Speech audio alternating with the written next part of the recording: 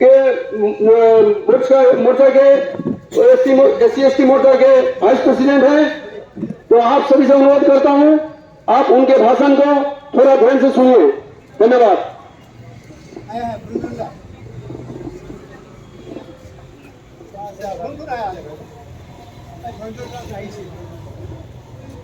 भारत माता की जय, भारत माता की जय, वंदे वंदे। भारतीय जनता मजदूर संघ अमर रहे जिंदाबाद। भारतीय जनता मजदूर संघ जिंदाबाद जिंदाबाद। भारतीय जनता मजदूर संघ जिंदाबाद जिंदाबाद। आज पूर्वोत्तर सीमांत रेलवे कर्मचारी संघ के इस बैठक में मुझे अनीता जी ने, यहाँ के साथियों ने आमंत्रित किया।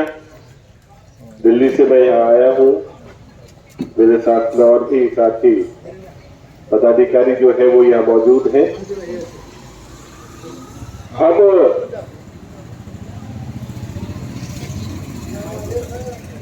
किस कारण से आए, किस आशय से आए, वो सीधा सा है कि आपस में एक दूसरे के साथ समन्वय रखना, बातचीत रखना,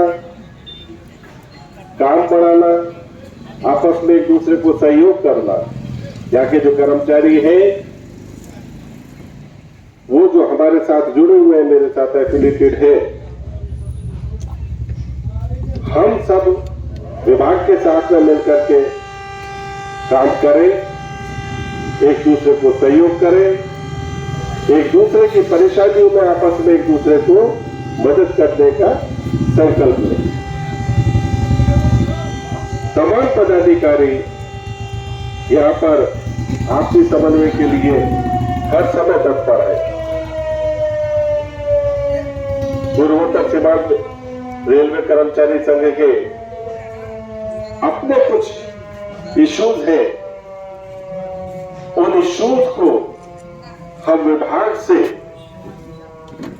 इस आशय के साथ कि वो चीजें अगर हमें पूरी होती है तो हमारे काम करने में और खूबसूरती आएगी। अपनी बात को रखें, हमें किसी से लड़ना नहीं, मगर अड़ना जरूर है। अपनी बात को मनवाने के तरीके बहुत होते हैं, मगर जान लगा करके नहीं, बल्कि दिल खोल करके बात करनी होगी। हमारा नारा है, राष्ट्र के लिए करेंगे काम, नहीं करेंगे चक्का जाम। हमें चक्का नहीं जाम करना, हमें तो चक्का जो रोकते हैं उन लोगों के सामने एक मिसाल पैदा करनी है कि हम अगर समन्वय के साथ में काम करेंगे तो चक्का भी चलता रहेगा और हमारी मांगे भी पूरी होती रहेंगी। हमारी मांगे व्यक्तिगत नहीं बल्कि सामूहिक होती है। एक व्यक्ति को लाभ मिले ये नहीं, बल्कि उस मांग के पीछे संपूर्ण वर्ग जो यहाँ तक काम कर रहा है, सबके हित और संरक्षण की चिंता हो। इस भाव के साथ में हम अपनी मांगों को लेकर के चलते हैं। मेरे से पहले अनीता जी ने तमाम वो बिंदु ध्यान में कराए आप लोगों को, जो हम चाहते हैं कि यहाँ का जो हमारा विभाग है उसमें हमें सहयोग करें। और मैं उसी बात को आगे बढ़ाते हुए यहाँ के जो विभाग के जो अधिकारी हैं उनसे विनम्रता पूर्वक आग्रह करूंगा कि वह हमारे संगठन को, हमारे साथियों को वो तवज्जो दें। हमारी जो मांगे हैं वो बेजा नहीं है, उनको आप पूर्ण करने में हमें सहयोग करें। हम आपके साथ में दमन शक्ति के साथ में कंधे से कंधा मिलाकर के काम करेंगे। हम किसी भी सूरत में इस देश के निर्माण में अपना सहयोग देना है और उसके लिए हम आश्वस्त हैं। अनवरत हम इस देश के निर्माण में हमारा सहयोग देते रहने वाले हैं, देंगे, क्योंकि ये देश हम सबका है, ये रेल हम सबकी है। हम इस रेल को अपने खून पसीने से सींचते हैं। हमारे बच्चों के भविष्य इस रेल से बने हुए हैं, हमारे बच्चों के बच्चे और जो लोग यहाँ पर रेल से जुड़े हुए हैं उनके भी भविष्य भविष्य जो है इसी रेल विभाग से जुड़े हुए हैं, उनके भी भविष्य इसी से बन रहे हैं। तमाम जो लोग यहाँ पर ट्रांसपोर्टेशन का काम करते हैं, ठेकेदारी करते हैं, यहाँ पर रोजमर्रा की चीजें बेचने का, खरीदने का काम करते हैं, आसपास की जमीनें हैं, उसका डेवलपमेंट का भी जो काम है वो इस रेल इंस्टीट्यूशन के कारण से है। हमें इसको खूबसूरत माहौल को बना करके रखना है। आसपास की जो परेशानियां हैं वो सबको भी हम लोग आपस में आपसी सहयोग के साथ में परिपूर्ण करते हैं। आज हम जिस तरीके से देश में देख रहे हैं कि हमारे माननीय प्रधानमंत्री मोदी जी ने जिस तरीके से योजनाएं लागू की हैं, रेलवे का एक खूबसूरत हमारे सामने जिस तरीके से आयाम तैयार किया है। एक दौर था, रेलवे बहुत बड़ा इंस्टीट्यूशन है देश के अंदर, मगर आज वो इंस्टीट्यूशन न केवल बड़ा है बल्कि बहुत खूबसूरत भी है। किसी भी प्रकार की जो समस्याएं थी वो धीरे धीरे 10 वर्षों में हमने देखा कि वो सब कंट्रोल में आई, सब चीजें बेहतर हुई। आज रेलवे जो है पूरे देश में हमारे लिए एक आन और शान का प्रतीक है।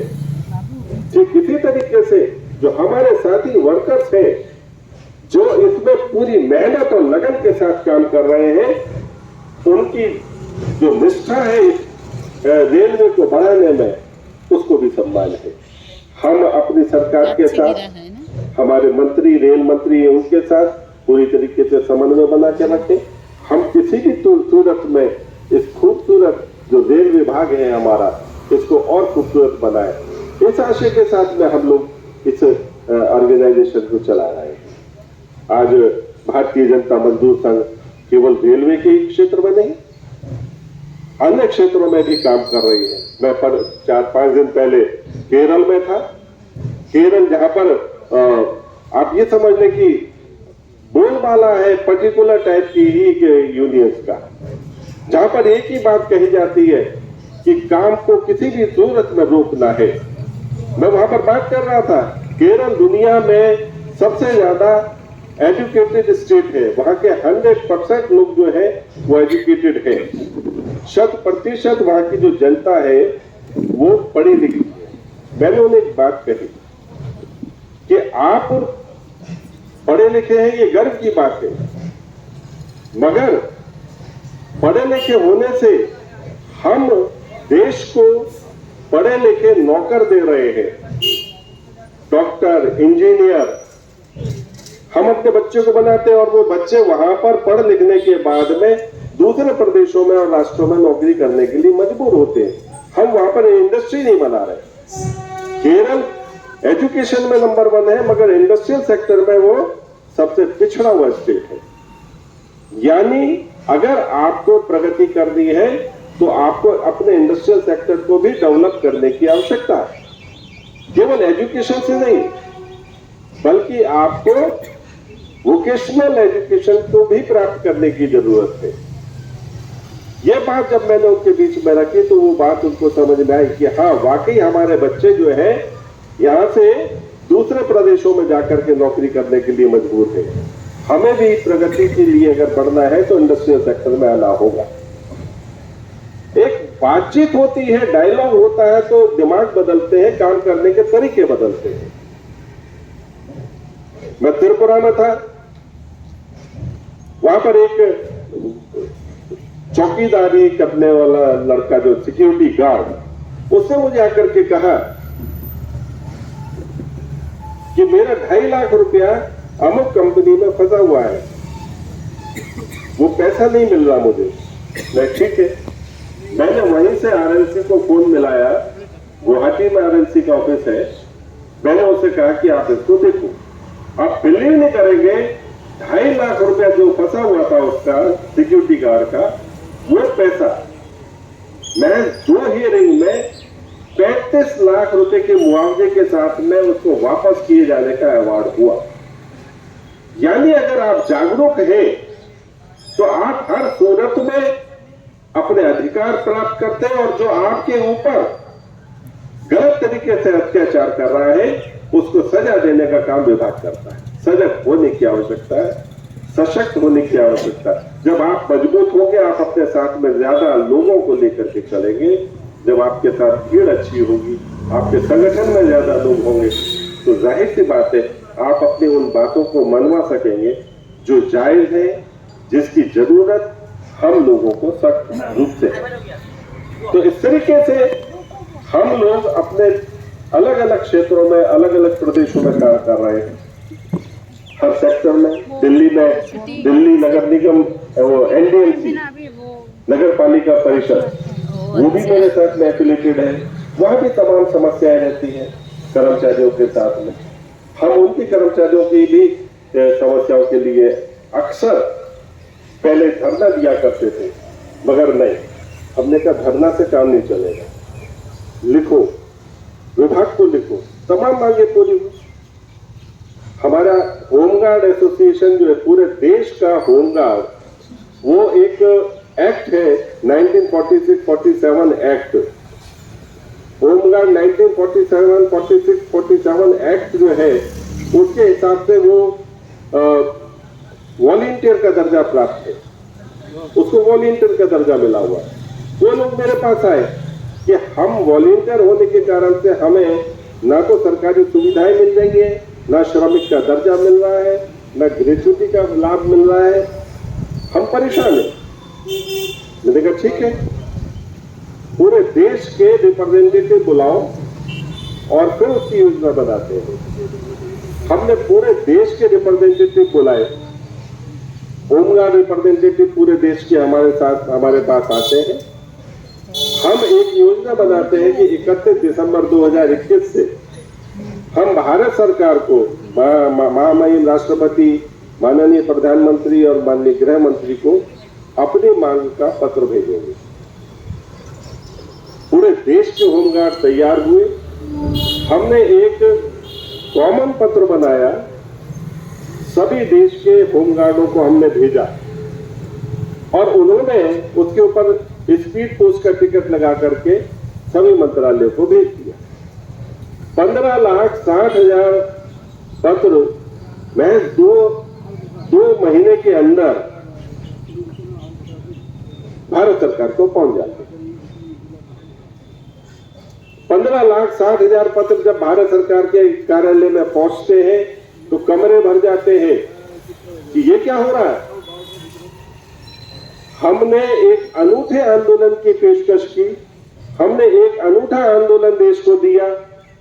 15,60,000 का पत्र वहां पर भेजा, लगभग 10 करोड़ से ज्यादा का राजस्व भारत सरकार को मिला। आंदोलन भी हुआ, उसका पत्र भी मंत्रालय में पहुंच रहा है, मांग पत्र भी पहुंच रहा है, पैसा भी दे रहे हैं। उस आंदोलन को देख करके भारत सरकार ने कहा कि ये अनूठा आंदोलन है। भारतीय जनता मजदूर संघ के नेतृत्व में वो अनूठा आंदोलन, मैं समझता हूं बहुत जल्द हम उस आंदोलन को गिनीज बुक में शामिल कराएंगे, क्योंकि इतना खूबसूरत आंदोलन जिसमें आवाज भी पहुंची, राजस्व भी इकट्ठा हुआ, सरकार ने भी झुकना स्वीकार किया, सरकार झुकी भी और उन्होंने होमगार्डों को उस एक्ट में परिवर्तन कर दिया।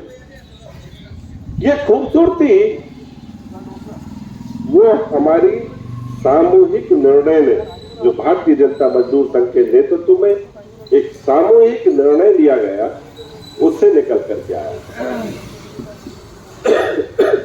मेरा एक आशय है कि अगर हमारा कोई भी इशू है, उस इशू को मनवाने के लिए, करवाने के लिए हमें सामूहिक रूप से मिलकर के आगे बढ़ना होगा, धमका करके नहीं, बेटा बन करके। क्योंकि हम इस विभाग के एक महत्वपूर्ण जिम्मेवार अंग है। ये महत्वपूर्ण जिम्मेवारी है जो है वो हमारे बीच में एक सौहार्द के साथ में बनी रहनी चाहिए, एडामेसी से नहीं। हमें जो भी चीज चाहिए हम सामूहिक रूप से पत्र व्यवहार करके, अधिकारियों से मिलकर के हम अपनी बात को मनवाएं। और इस चीज में जहां भी आप कहेंगे मैं आपके साथ हूं। दिल्ली रेल मंत्रालय में आपकी किसी प्रकार की समस्या में किसी सूरत में नहीं रुकने दूंगा, मैं आपको आश्वस्त करता हूं। किसी के साथ में कुछ भी गलत हो रहा होगा, उस चीज के लिए मैं आश्वस्त करता हूं कि मैं आपके साथ में कांधे से कांधा मिलाकर के साथ चलूंगा। अनीता जी यहां पर काम देख रही हैं, आप इनको मजबूत करें, आप इनके साथ रहें, हम इनके साथ हैं। हमारा पूरा देश की जो यूनिटें हैं वो आप लोगों के साथ में है। 450 से ज्यादा यूनिटें हमारी काम कर रही हैं विभिन्न क्षेत्रों में। वो सब यूनिटें जो है आपस में एक दूसरे को सहयोग करने के लिए सदैव तत्पर है। हमारे तमाम और साथी यहाँ पर मौजूद हैं, वो भी अपनी बातें रखेंगे, क्योंकि उनके भी एक अलग तरीके से इस क्षेत्र में तजुर्बे हैं। उनको देखते हुए, उनको बांधते हुए हम आपस में एक दूसरे को बढ़ाएं, एक दूसरे को लेकर के साथ चले, ऐसा एक आशय है। कुमार विजय पासवान जी हैं, आप जेडआरयूसी मेंबर हैं, जेडआरयूसीसी सदस्य हैं। देवेंद्र कुमार शर्मा है, हमारे वाइस प्रेसिडेंट हैं। देवेंदु घोष जी हैं, देवेंदु घोष जी, हाँ देवेंदु घोष जी हैं। आप हमारे पूर्वोत्तर जो स्टेट है उसके प्रभारी हैं। स्वागतो सिन्हा, ये आपके बीच पश्चिम बंगाल से हमारे जो वहां के प्रदेश अध्यक्ष हैं, वो आप यहाँ पर हमारे साथ में मौजूद हैं। सभी लोग आपस में एक दूसरे को सहयोग करने के आशय से यहाँ इकट्ठा हुए हैं। आपके साथ में हर तरीके से कांधे से कांधा मिलाकर के हम लोग काम करेंगे, और तमाम बातें जो हमने कही उन पर हम लोग एक दूसरे के साथ चले और उसका अमल करें। इसी बात के साथ में मैं अपनी बात को फिलहाल विराम देता हूं। धन्यवाद।